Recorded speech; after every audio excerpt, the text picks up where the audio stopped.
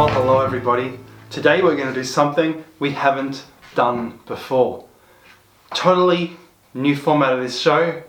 Totally new format. Hey, I'm even wearing new clothes. I don't even know if this little outfit of mine fits together. That doesn't matter because we're going to go ahead anyway, and it doesn't really matter, does it? Now, I might go back to the old format anyway, but for now I'm going to try sticking with this format. And this format is great. I'm going to tell you why. Firstly, we're going to have 3 segments. And each show is going to be about 15 minutes long. The first segment is going to be called I Can't Believe It. So I'm going to basically look at photos the way I used to, and I'm going to say things like, I can't believe it. Like this. Whoa, I can't believe it. So we'll get to that soon. It's going to be about American walls. Then we're going to have a second segment, which is going to be an interview. So I'm going to interview somebody. I'd like it if you can even suggest in the comments people in the ancient mysteries world or UFOs or whatever that or any sort of new age stuff that I can interview. Okay, and the interviews will be 5 to 10 minutes per episode. So I can even interview the same person for half an hour and split that up over multiple episodes. Thirdly, the third segment is going to be What Do You Know? So it'll be about anything. It'll be about anything, any current archaeological discovery, realizations, strange events in the archaeological world, and stuff that needs to be exposed that they aren't getting right, that they're getting wrong. Okay? So that's going to be What Do You Know? So, without further ado, let's get started with I Can't Believe It.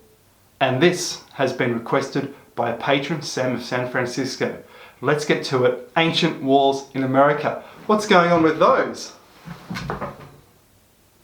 Okay everyone, and let's get into this. This segment has been requested by one of my patrons. His name is Sam of Sanfrancisco.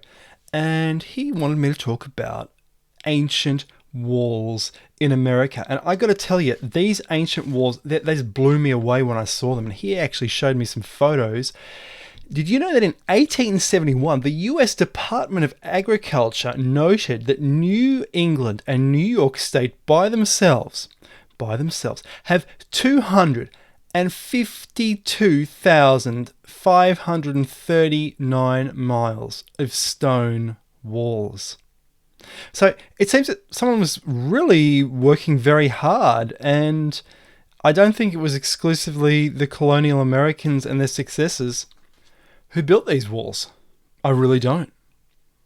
And let's start with this absolutely, I don't know, it's an incredible thing from California. It's called the rattlesnake disc. And straight away we see there is Hindu symbolism here with the hand, but there's also some, well, it's actually Celtic Germanic snake symbolism, which is quite fascinating.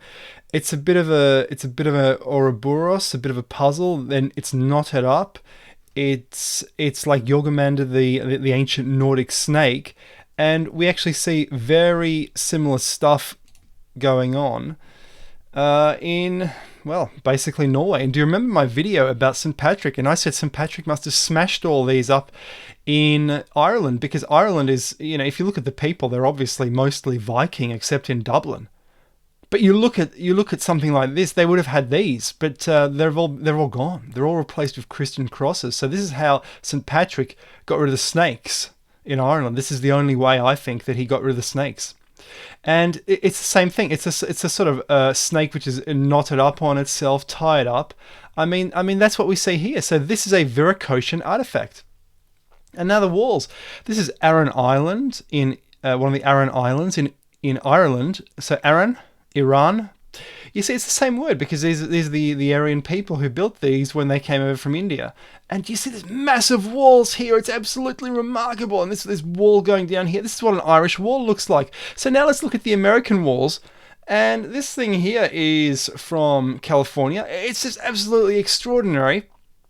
And thank you also to Sam for contributing some of these photos on one of his expeditions. Absolutely amazing. And they're over hilltops and stuff. And this is exactly what I saw in Ireland. So when I saw this, it just blew me away. It just absolutely blew me away. These are right on the hilltops. Just absolutely incredible. Again, that's another one. And guidebooks about California, they talk about these walls on top of mountains like this, just unbelievable. Even look at this, San Francisco Bay at the Golden Gate in the 1870s. Reports of strange stone walls atop the surrounding mountains have perplexed residents since the first Spanish missionaries. So, in other words, the reason they built San Francisco is there was all this rubble there. There was a previous city there. It's always the same story. There's ancient rubble from ancient super cities, which is obvious. I think it's all ultimately it's from ancient geopolymer, but not always. It can be natural as well. And you have these walls. Say we have a new farmer's property going in this direction, old farmer's property going in that direction. And when I was in Ireland, I saw this at the Carramore megalithic cemetery, and I thought, what the heck is going on here? This is shaped like the mountain behind it, but this tomb here, which is 5000 BC, seems to look like something you'd find in America.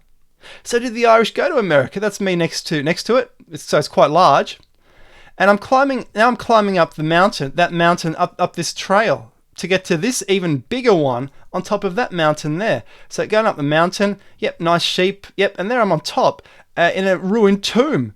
And that's a ruined pyramid. Do you know Abraham dragged his child up to an altar just like this next to a pyramid? I'm putting my hands where the blood would have flown to stain this rock. It's just incredible. And there's walls. There's walls which have been made from the rubble of this pyramid all around. And you see how the walls continue there, the nice view, just like we saw in those California photos. This is possibly the quarry, according to one archaeologist. It's a very fascinating depression, like a lost plateau, almost like a lost world of that Sherlock Holmes author, Conan Doyle. It's just unbelievable. Again, a wonderful view, just like in California. So I look at the California walls, and I have to say, well, it's the same thing, going over hilltops, just like an old ley line. It's unbelievable. It's just as if the ancient Irish were here, and they were the Viracocha, the ancient proto-Vikings. They must have been the Beaker people. This must have been a road going right over the top of a hill like a Roman road does, which is built on a ley line, and they scooped up the stones from the road and turned it into a wall.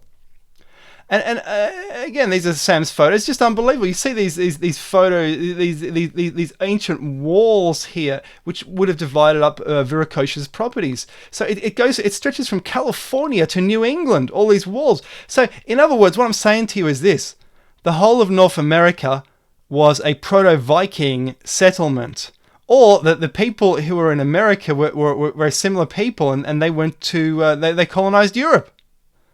And it's the ancestors of the modern Europeans, or the ancestors of the Native Americans, both of them, who built all this, but they were unified. They were one people, which is just unbelievable. And that's what we're seeing here in these examples. Hope you enjoy this segment. Well, wasn't that interesting? And thank you so much to Sam of Sanfrancisco also for providing so many of those photographs. He went there with a buddy. They took a lot of photos. Anyone can go there. It's just look for these things in guidebooks, and you will see amazing things right under your noses, even close to where you live. Anyway, segment number 2, the interview. Now, I don't plan on channeling any ghosts or anything today, so we're going to skip the interview. But as I said before, if you know anyone that I can interview, just leave something in the comments, and I'll start hassling them through the email system.